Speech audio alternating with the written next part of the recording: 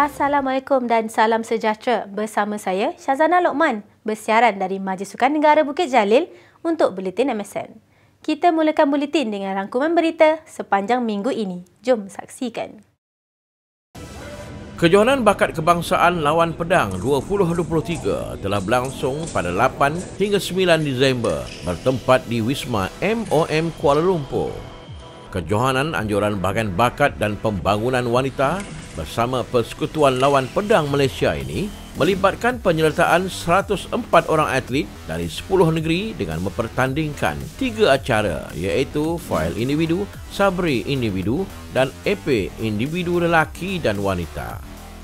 Wilayah Persekutuan menduduki tempat pertama dengan memperolehi 2 emas, 1 perak dan 4 gangsa. Sementara Selangor di tempat kedua dengan 1 emas, 2 perak dan 2 gangsa. Akademi Bola Sepak Negara Mokhtar Dahari telah mengadakan majlis graduasi AMD tahun 2023 di Hotel Sri Manja Kuantan bagi meraihkan pelatih-pelatih bawah 17 tahun generasi 2006, kumpulan kelima yang telah menamatkan sesi pembelajaran dan latihan di AMD. Majlis yang dirasmikan oleh Ketua Pengarah Majlis Sukan Negara Encik Abdul Rashid Yaakob dianjurkan bagi mengiktiraf pelatih-pelatih yang cemerlang dalam akademik serta penyampaian beberapa anugerah seperti pelatih terbaik akademik, pelatih terbaik teknikal, anugerah khatam Al-Quran dan pemain AMD paling bernilai. Pada majlis yang sama, turut disampaikan anugerah khas kepada keluarga Allahyarham Muhammad Haziq Haikal bin Muhammad Faizal, pelatih bawah 17 tahun AMD yang telah meninggal dunia akibat kemalangan jalan raya pada Mei lepas. Bertempat di Komplek Gong Badak Kuala Terengganu telah berlangsung kem bakat olahraga 2023 dari 7 hingga 11 Disember.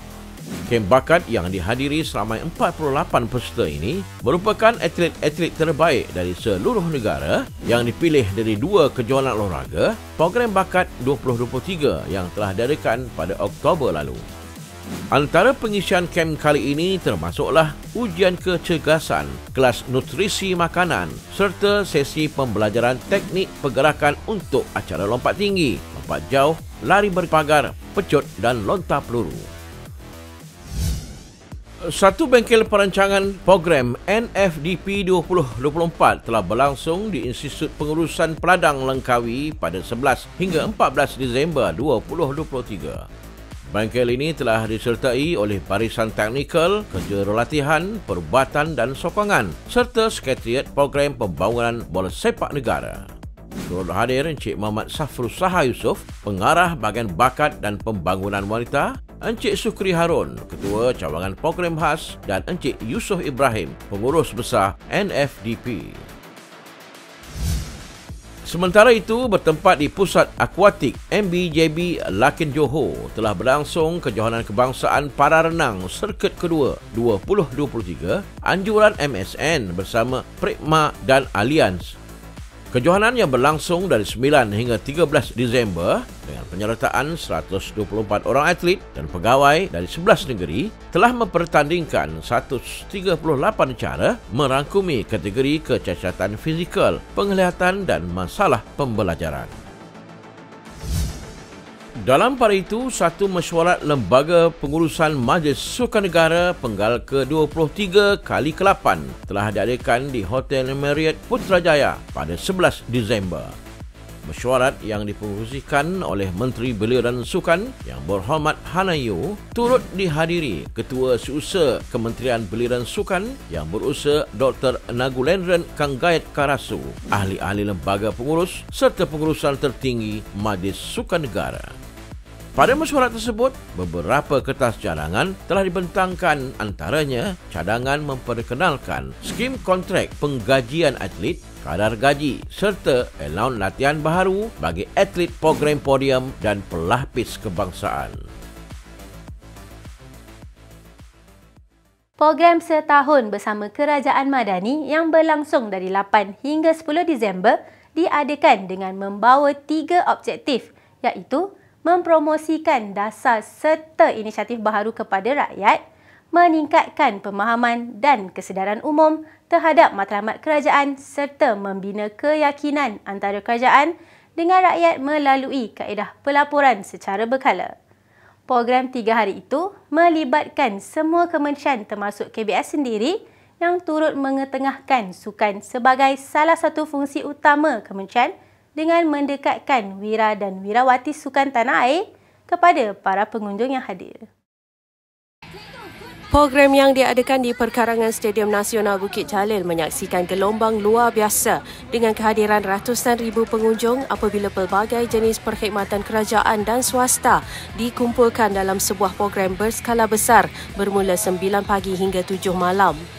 Daripada pelbagai kementerian yang menawarkan perkhidmatan kesihatan, menjana pendapatan, pembayaran saman sehinggalah pameran aset-aset pertahanan negara, Kementerian Belia dan Sukan menerusi Majlis Sukan Negara membawa lebih dekat kepada rakyat atlet-atlet negara untuk segmen khas di Dewan Pentas Utama serta di Reruai KBS sendiri.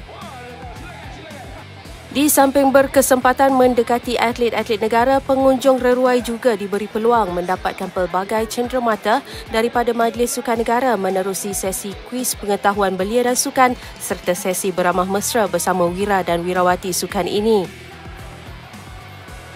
Acara kemuncak di pentas utama sudah tentu segmen Kopi, Sukan dan Aspirasi yang menampilkan pemenang-pemenang pingat sukan Asia dan para Asia, juara dunia dan Olimpian negara bercerita mengenai pengalaman suka duka sepanjang bergelar atlet serta kata-kata motivasi daripada mereka khas buat pengunjung yang hadir. Turut hadir ke segmen pentas utama Yang Berhormat Hanayo, Menteri Belia dan Sukan, Yang Berhormat Adam Adli, Timbalan Menteri Belia dan Sukan serta Barisan Pengurusan Tertinggi KBS.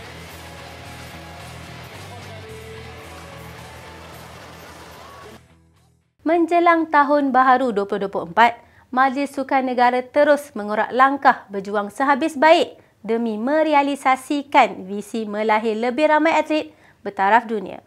Namun di sebalik kegemilangan yang dinikmati, pujian terus diberikan kepada warga MSN yang menjadi tulang belakang kepada organisasi utama sukan negara.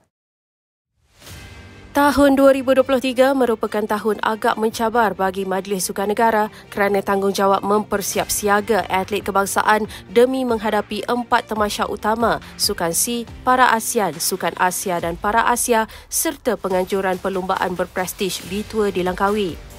Walaupun banyak rintangan yang dihadapi, alun perjuangan, pencapaian sasaran pingat serta kejayaan penganjuran kejohanan besar membuktikan usaha keras seluruh warga Majlis Sukan Negara dalam memastikan agensi ini kekal relevan dan dipandang tinggi oleh semua pihak.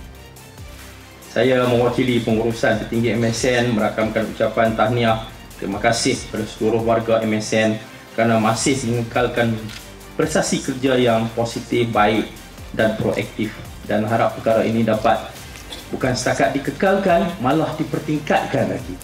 Ya, kita tak mahu bila kita sebut mengekalkan ini setakat itulah kita dan bimbang akhirnya kita tergelincir dan menurun kembali. So kita harap semua orang dapat mempertingkatkan mutu kerja, lebih-lebih lagi kita nak masuk pada tahun Olimpik. Kita jangan merasa puas hati ataupun putus asa selagi kita belum dapat pingat emas sukan Olimpik pada tahun hadapan. Itu matlamat, satu-satunya matlamat utama kita pada tahun hadapan. Saya sendiri menaruh harapan yang tinggi agar prestasi yang kita tunjukkan selama ini dapat kita pertingkatkan agar MSN terus dipandang tinggi dan kekal relevan kepada seluruh penggiat sukan. Buat masa ini, Abdul Rashid yang menyampaikan ucapan semasa perhimpunan MSN bagi bulan Disember 2023 turut menyatakan rasa bangga atas kejayaan semua yang terlibat dalam penganjuran kejohanan berbasikal berprestij Petronas Litua di Langkawi 2023 yang disifatkan antara yang terbaik pernah dianjurkan sejak diperkenalkan pada 1996.